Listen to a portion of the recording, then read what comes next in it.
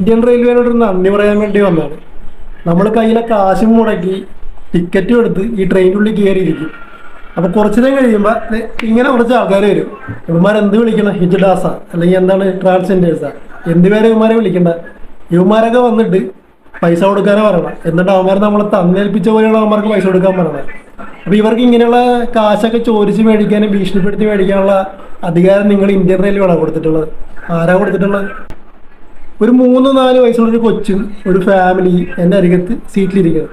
അപ്പൊ ഇവർ കയറി വന്നിട്ട് ഇവിടെ ഇരിക്കുന്ന ആൾക്കാരുടെ മൊത്തം ഒരു കാശ് ചോദിക്കണം. കാശ് കൊടുക്കില്ല എന്ന് പറഞ്ഞവരുടെ നേരെ അവർ കാണിക്കുന്ന പരിപാടി എന്താണെന്ന് ഞാൻ പറയണില്ല. പക്ഷെ നിങ്ങൾ ആലോചിച്ച ട്രെയിനിൽ സ്ഥിരമായിട്ട് യാതൊരു ആൾക്കാർക്ക് മനസ്സിലാവും. ചെറിയൊരു കൊച്ചുണ്ടെന്ന ആ കൊച്ചിൻ്റെ അമ്മ കൂട്ടത്തിലുണ്ടെന്ന അപ്പം കൂട്ടത്തിലുണ്ടെന്ന അതൊരു ചെറിയ കൊച്ചാണെന്നുള്ള ഒരു വക പോലും വെക്കേണ്ടാണ് ഇവർ ഈ തോന്നിവാസം മൊത്തം ട്രെയിനകത്ത് കിടന്ന് കാണിക്കുന്നത്. പാലക്കാട് ഏരിയയിലോട്ടൊക്കെ ചെന്ന് കഴിഞ്ഞാൽ ഇവന്മാരെ കൊണ്ട് ശല്യമാണ്. അപ്പൊ നമ്മളെ കയ്യിൽ നിന്ന് കാശും കൊടുത്ത് നമ്മളൊരു ടിക്കറ്റും എടുത്ത് നമ്മുടെ സീറ്റ് നമ്പറിൽ ഇരിക്കണേ അല്ലെങ്കിൽ ഉറങ്ങണേ ഒരു ആരാണ് പറഞ്ഞ് റൈറ്റ്സ് കൊടുക്കണത്? നമ്മൾ കിടന്ന് ഉറങ്ങണത് നമ്മളെ അടിച്ചെണീപ്പിക്കണ അവന്മാരെ കാശിന് വേണ്ടിയിട്ട്. കാരണം നിങ്ങൾക്ക് വല്ല ഞാൻ നിങ്ങളോട് പറഞ്ഞു ഹിജ്റാസിന് വിളിക്കാമെന്ന് എനിക്കറിയാൻ പാടില്ല. പണിയെടുത്ത് ജീവിക്കുന്ന ഒരുപാട് നല്ല ആൾക്കാരുണ്ട്. നിങ്ങൾക്ക് പണിയെടുത്ത് ജീവിക്കാൻ പാടില്ല. നിങ്ങൾ ഈ മറ്റുള്ളവരുടെ കാശിൻ്റെ പുറകെ നടന്ന ആൾക്കാരെ ശല്യം ചെയ്ത് ഈ കാശൊക്കെ ചോദിച്ച് മേടിച്ച് ജീവിക്കേണ്ട ഗതികേടാണ് നിങ്ങൾക്ക് വേറെ ജോലിയൊന്നും കിട്ടില്ല. ഈ ഹിജ്റാസ് ട്രാൻസ്ജെൻഡേഴ്സ് എന്നൊക്കെ പറഞ്ഞ ആൾക്കാർ നല്ലപോലെ ജീവിക്കുന്ന ഒരുപാട് ആൾക്കാരെ നമുക്കറിയാം, നേരിട്ട് അറിയാവുന്ന ഒരുപാട് ആൾക്കാരുണ്ട്. നിങ്ങൾ ഈ സാരിയും വലിച്ചിട്ട് ട്രെയിനുള്ളിൽ കയറി കയ്യും അടിച്ച് ഈ കുത്തിനെ പിടിച്ചും ഭീഷണിപ്പെടുത്തി കാശ് മേടിക്കണേൻ്റെ കാര്യമല്ല. നിങ്ങൾക്ക് ആരാണ് ഈ റൈറ്റ്സ് തന്നിട്ടുള്ളത്? അപ്പൊ നിങ്ങൾ ഈ ട്രെയിനിൽ യാത്ര ആൾക്കാർ നിങ്ങൾ തന്നെ അതിന് പ്രതികരിക്കണം, അല്ലെങ്കിൽ ഇതൊന്നും തീരുന്നില്ല.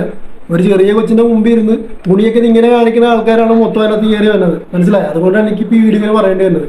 പിന്നെ കുറെ അണ്ണന്മാരുണ്ട് ട്രെയിനിൽ ഫുഡ് സെയിൽ ചെയ്യുന്ന ആൾക്കാർ. അവന്മാരെ വിചാരം നമ്മൾ അവന്മാരുടെ വീട്ടിലെങ്ങാണ്ട് വന്ന് കിടക്കുകയാണ് എന്നുള്ള രീതിയിലാണ് അവന്മാരെ പെരുമാറ്റം. ഭീഷണിപ്പെടുത്തിയിട്ടാണ് അവന്മാരെ ഫുഡ് പഠിപ്പിക്കുന്നത്. അത് ഈ ചെറിയ യാത്രയൊന്നും അറിയാൻ പറ്റില്ല. നിങ്ങൾ ഏകദേശം ഒരു നോർത്ത് ഇന്ത്യ സൈഡിലോട്ടൊക്കെ ഒന്ന് യാത്ര ചെയ്ത് കഴിഞ്ഞാൽ നിങ്ങൾക്ക് ഏകദേശം കാര്യങ്ങൾ മനസ്സിലാവും. പിന്നെ ട്രെയിനിൻ്റെ ഉള്ളിൽ കിട്ടാത്ത ഒരു സാധനവുമില്ല. നിങ്ങൾക്ക് എന്ത് വേണം അതെല്ലാം അതിൻ്റെ ഉള്ളിൽ കിട്ടും. അത് ഇന്ത്യൻ റെയിൽവേ നല്ല രീതിയിൽ ഒരുക്കി സെറ്റ് ചെയ്ത് വെച്ചിട്ടുണ്ട്.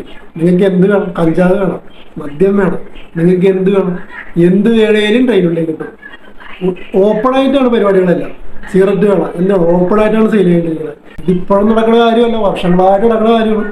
ഇതങ്ങനെ ആരും വീഡിയോ എന്നിട്ട് ഞാൻ കണ്ടിട്ടില്ല. അതുകൊണ്ടാണ് ഞാനിപ്പോൾ ഇടുന്നത്. ഇപ്പൊ റെയിൽവേ പോലീസ് എന്ന് പറഞ്ഞൊരു ഗ്രൂപ്പ് ഓഫ് ആൾക്കാരുണ്ട്. ഇവരൊക്കെ ഉറങ്ങണയാണ്. നിങ്ങളൊക്കെ ഉറങ്ങണയാണ് അവിടെ ഇരുന്ന്. നിങ്ങൾക്കൊന്നും പണിയൊന്നും ഇല്ലേ? ഇടയ്ക്കിനുള്ളിടക്കൊന്ന് കയറിയോ നോക്കിയാൽ കാണാൻ എന്തൊക്കെ നടക്കണം എന്നുള്ളത്. അവിടെ ഇല്ലീഗലായിട്ട് ഇവിടെ വിൽക്കാൻ പാടാത്ത സകല സാധനങ്ങളും ട്രെയിനിൻ്റെ ഉള്ളിൽ നല്ല രീതിയിൽ കച്ചവടം നടക്കുന്നുണ്ട്. നിങ്ങളൊക്കെ ഒന്ന് ഇറങ്ങി പുറത്തായിട്ട് ഉറക്കത്തിൽ നിന്നൊക്കെ എണീറ്റ് ട്രെയിനിൻ്റെ ഇടക്കൊന്ന് കയറി. പിന്നെ ഇങ്ങനെയുള്ള ഇല്ലീഗൽ ആക്ടിവിറ്റീസും ഇങ്ങനെയുള്ള കൈകൊട്ടുകാരെയൊക്കെ ഇങ്ങനെ വാഴിക്കണ ഇന്ത്യൻ റെയിൽവേക്കിൻ്റെ നടുവിരൽ നമസ്കാരം കൂടിയുണ്ട്.